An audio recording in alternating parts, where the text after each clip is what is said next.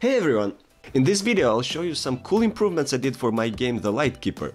I'll announce its release as well as a contest, so make sure you watch this video till the end so you don't miss it. Due to the fact that there are quite a lot of changes, I couldn't manage to fit everything in just one video, so I split it into two different parts. In the first one I showed you the mobile controls, new menu, new UI and much more. Go check it out after watching this one. Okay, let's get to the video.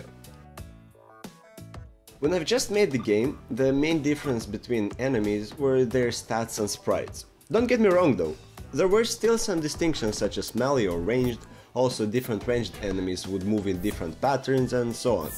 But their attacks would be pretty similar, where ranged enemies shoot a projectile and melee enemies hit you with a sword. So in order to add some more diversity to that, I've implemented the debuff system with 4 different effects. First effect is Burn, which will set the target on fire and will damage it for a period of time. If the target is under the Frozen debuff, its attacks will be much slower for an amount of time.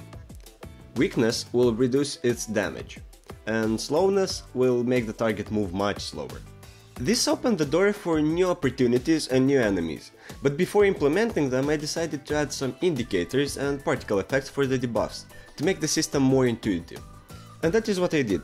Now whenever you are affected by a debuff, you'll be able to see the icon of the specific debuff, as well as the changed color of the affected stat.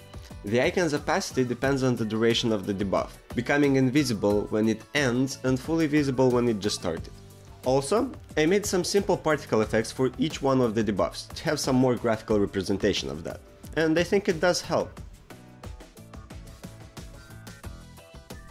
When I was proud with the result, I started with the most fun part, implementing new monsters.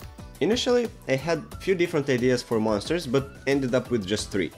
Mostly because the game mechanics wouldn't allow me to easily implement others, and I didn't want to rework the whole system because of that. So the first enemy I implemented was an imp. Imps are ranged enemies that have very little HP. They will die in 1 or 2 hits, but there is a trick. Imp's special ability is Blink. Whenever it is attacked, the imp with a very high chance will blink away, avoiding any damage. So even though they aren't a big threat, they can be quite annoying, especially if there are other enemies as well. Witches won't deal any pure damage, but will set you on fire, so watch out for that.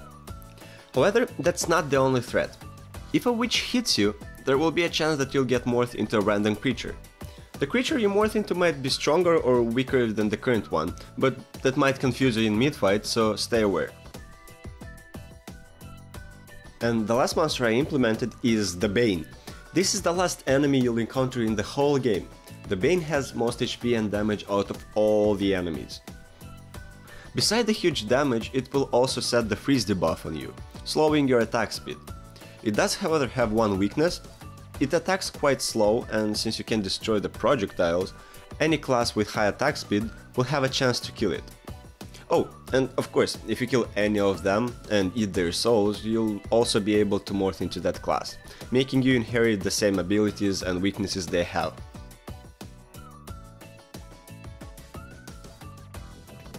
As you might have noticed by now, I implemented some very basic animations. But as simple as they are, the game looks better with them, at least in my opinion, don't you think?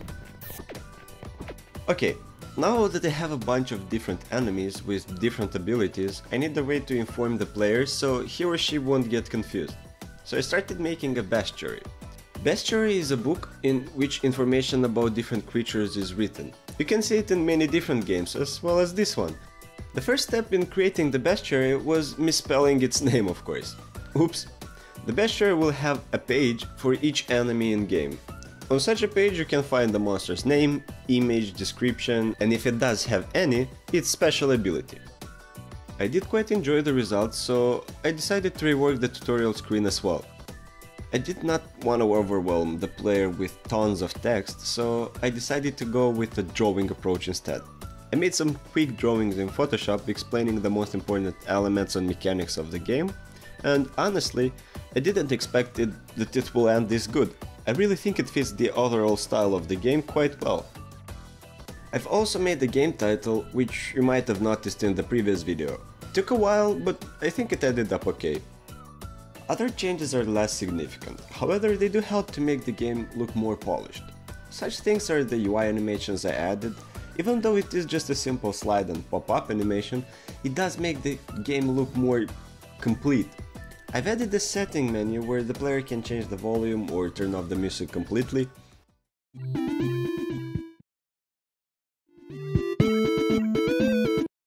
We've also added confirmation windows when you click on any exit button, so you don't leave the game or level by accidentally clicking on any buttons. Some other important but boring bug fixing, and there we are! The game is finally ready to be released! So the game is ready, and I'm going to first release it on Android and PC, and then see the results. If the feedback will be good, I will also release it for iOS, but for now only Android and PC. I'm really sorry if you wanted to play it, but have an iPhone. Something I was thinking for a very long time was whether to make the game free or paid. My two previous projects were free, and despite the effort I put into them, they didn't bring any revenue. And I wanted to see whether it will be different or not with a paid game. But the main reason to make it free was actually you. For the first time, my project did actually gather attention and feedback. Some of you wanted to play it and were waiting for its release. So here is what I've decided to do. The game will be priced €1, but I'll personally send a free game copy to any subscriber of mine that will comment under this video throughout this week. So, if you want to get a free copy of the game, all you have to do is be subscribed on my channel and write a comment under this video letting me know that you want the game and the platform on which you would like it, Android or PC. In my opinion, it is best played on mobile, but what do you think? Since I can't do that forever, the event will end next Saturday, but I'm pretty sure that anyone who will be interested will manage to get the game in this week. Okay, the video is over, but I have a few more announcements to make. If you're not interested, you can turn it off. First of all, as you might have noticed, this video doesn't have as much stock footage as previous ones do. That is because I found out it is actually illegal to use stock footage even if it is watermarked. For some reasons, I thought that it is something you can do. I guess I'll need to find some replacement for that. Second is the fact that now I'm setting up a new Discord server. I don't have any experience running one, but I'm looking forward to have more ways of interacting with you guys.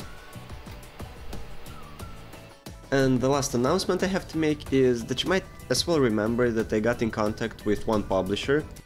Also, I've sent the game to another publisher, Lion Studios.